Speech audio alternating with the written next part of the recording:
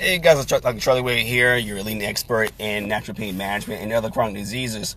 Yes, it's Labor Day, and happy Labor Day to everyone. It's coming to an end now. It's already 6 o'clock, and I'm sorry I missed my deadline or my original time around 2:30 to actually be on live. But Labor Day, it was actually really bad. I'm down here in Florida, and it was actually a tropical storm, a tropical warning down here. So the the wind and rain was real bad, so I really couldn't get some things done. But I want to discuss with you guys, especially now I know tomorrow most of the country is back to school tomorrow, and healthy eating, healthy living is not as expensive as you guys would think. And a lot of times people shy away from these topics or even listening to these topics over and over again. And the issue with that is because of the fact that most people are afraid to change their eating habits. Most people are afraid to explore something different. Something I hear from a lot of my parents, either sickle cell disease or not, just any chronic disease or eating just child in general, is the fact that how picky their kids are and choosing the foods that are really healthy for their kids versus what their kids just want to eat. Now, give any kid the chance to eat, as much sugar, starch, or carbohydrates as possible. They're going to do that. They're going to eat as much as they can, and that's all they're going to want to eat. It's going to be their eating habit. What we want to form here is better eating habits to also improve life. Let me give you guys some stats from a study that was done about sickle cell disease. Sickle cell disease, I said this stat before, but it was some research that was done in the 50s, in the 70s, 80s, the 1990s, and also 2000s. It was like at least 10 different cohorts that was done that showed that individuals that had a poor eating habit choices that had sickle cell disease were the ones who actually had a higher morbidity or died faster, had higher amounts of pain, and also was hospitalized a lot faster as well. And it's just not an evidence thing where it's just like, you see that in practice, whatever. There's like a lot of research with that as well. But I'm going to give you another key research that was actually done in conjunction with several universities in Nigeria, along with the University of Chicago, and this was actually done a few years ago.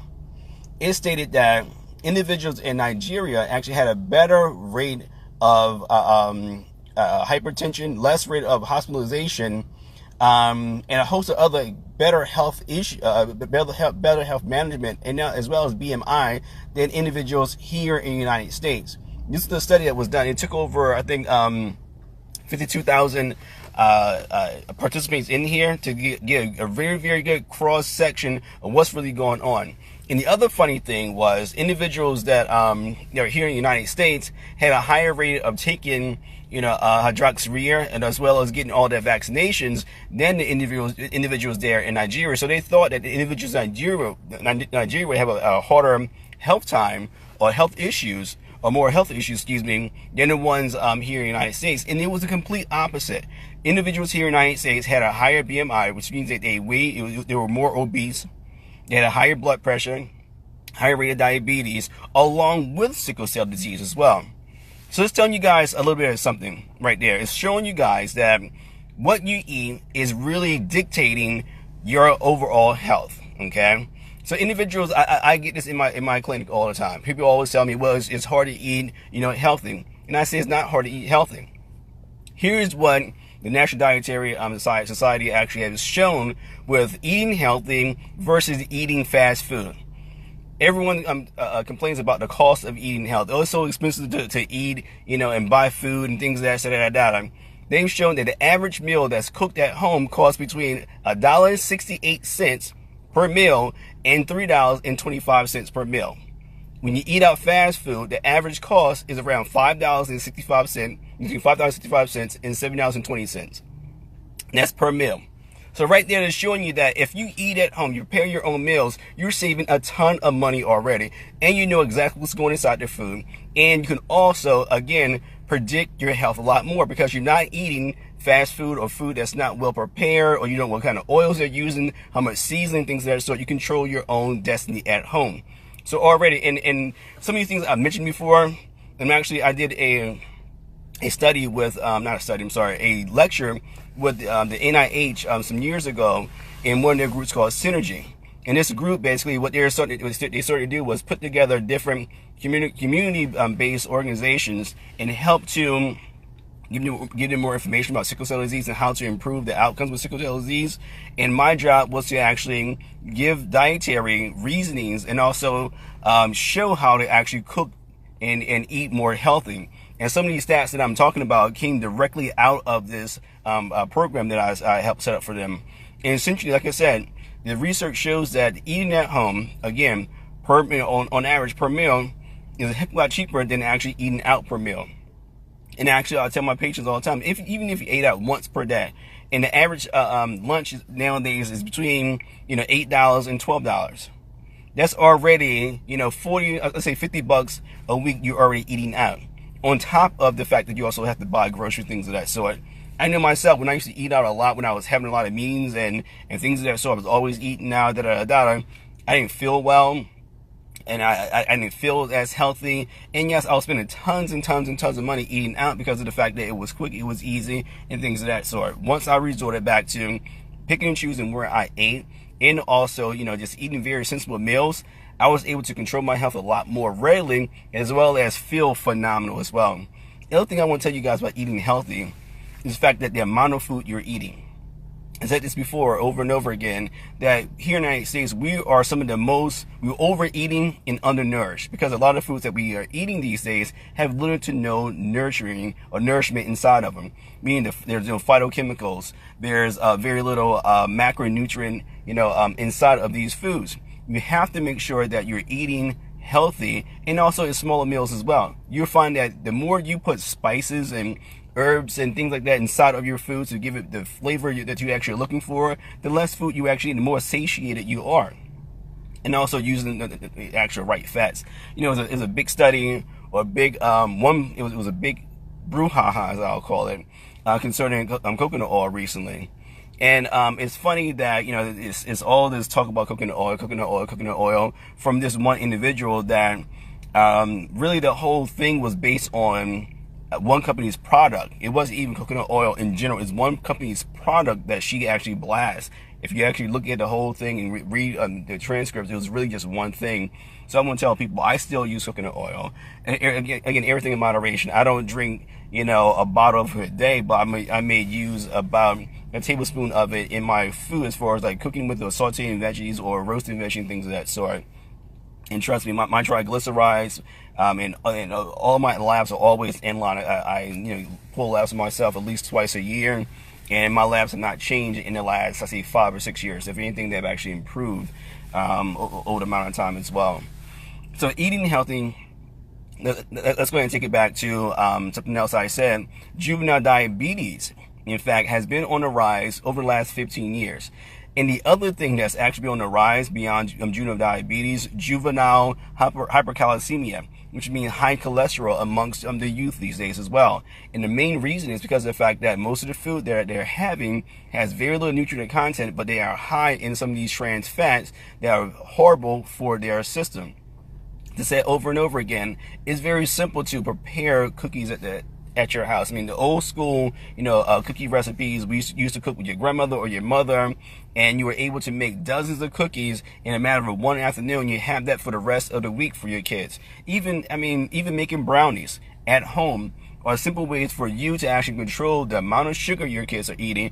And once you make it, you don't want to eat all of it in one day. I still make pies for my family, different fruit pies. But again, most of them are completely vegan, as well as the fact that we know exactly what's going inside these things, so you can prepare your desserts. We even do our own granola and all of these things. It's fun to actually cook, and actually that brings the family unit closer together. And the beautiful thing with it, everyone says, okay, well, if I buy all the ingredients, I'm already spending more than I would have just bought that one pie or that bag of granola.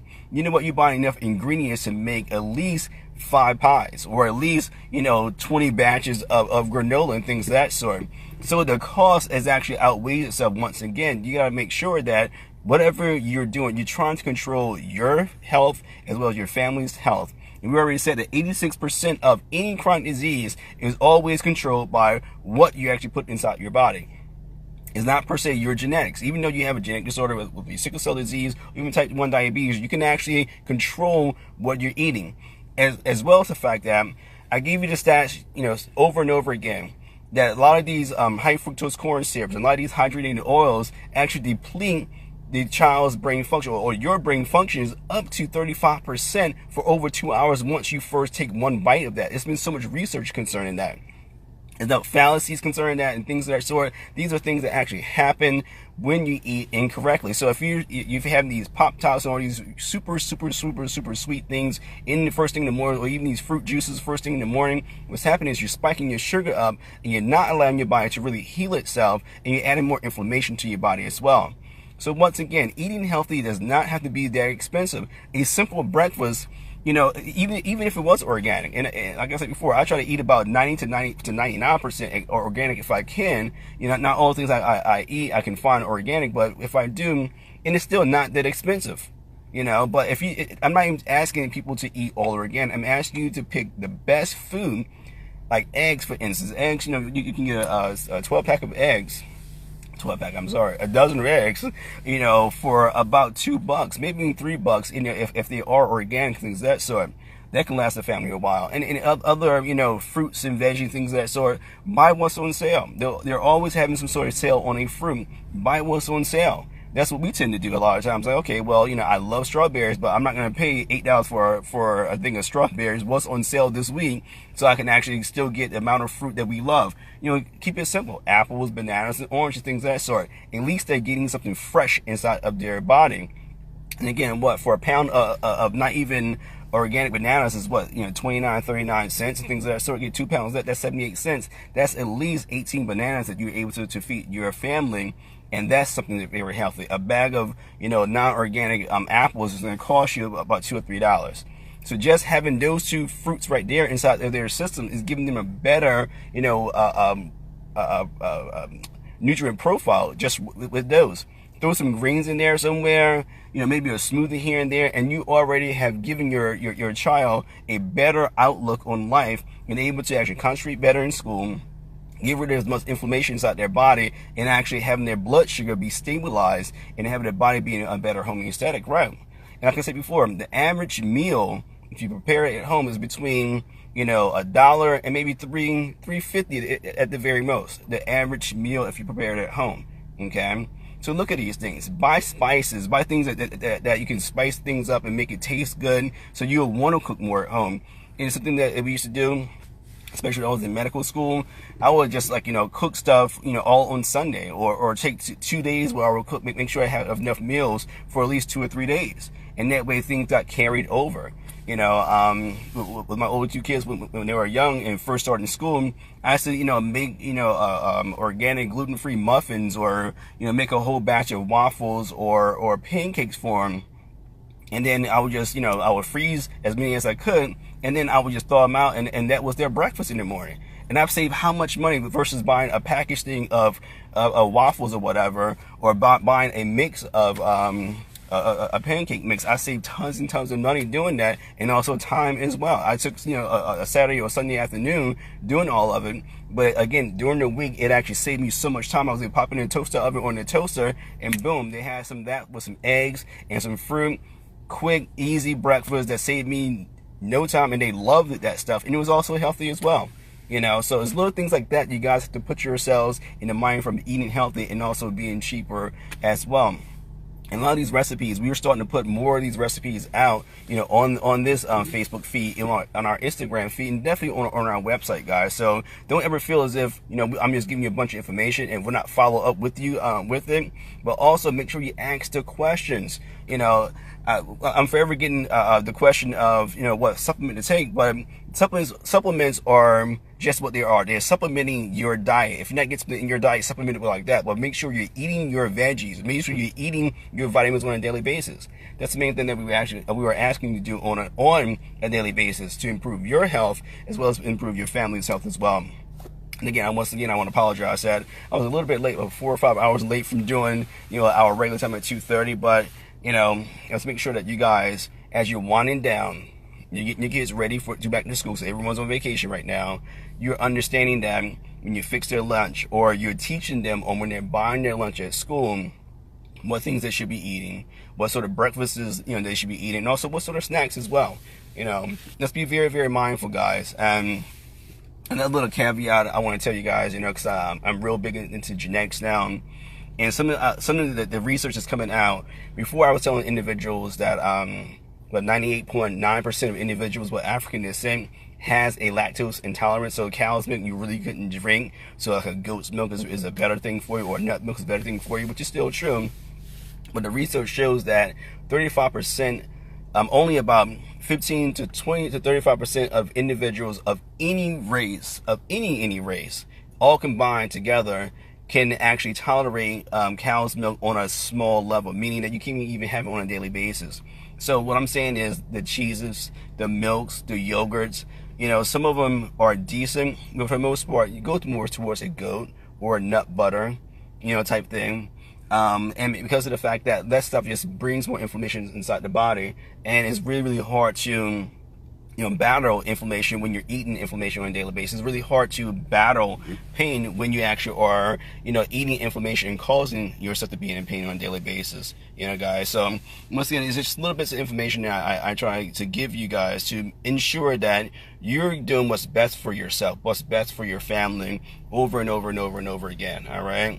So if you guys have any questions, always feel free to give me, a message here. Give me a thumbs up, give me a heart, give me a hug, whatever it is. If you have any questions, always feel free to ask me. I'm here, and our team is here to actually help to foster some of these questions. That's why we do have nutritionists on staff, we do have a dietitian on staff, and things of that sort as well, because of the fact that we want to make sure that the diets that we're putting out, the recipes that we're putting out that has the most nutritional content to improve your life, as well as there's things in there that will not bring more inflammation into your life, that cause more pain, that cause blood sugar spikes and things of that sort as well. So when we put something out, it's been well researched, and also we tested these things ourselves to make sure that they're easy recipes and not very expensive at all as well, and something that's very, very nutritious as well. So guys, once again, Dr. Charlotte Ware, your leading expert in natural pain management and other chronic diseases. I look forward to hearing your questions and also seeing some of your recipes too. Post it. And also don't forget, this is sickle cell month, guys. I want to see you guys do those challenges. If you don't have sickle cell trait, I want to see you post those pictures and those videos here. And I want to see this thing go viral. We need more, research about sickle cell disease so we can really combat this whole thing. And again, we love to always hear you guys use the hashtag Living Life Without Limits, as well as hashtag Feel My Pain as well. I love you guys. I'll talk to you guys real soon.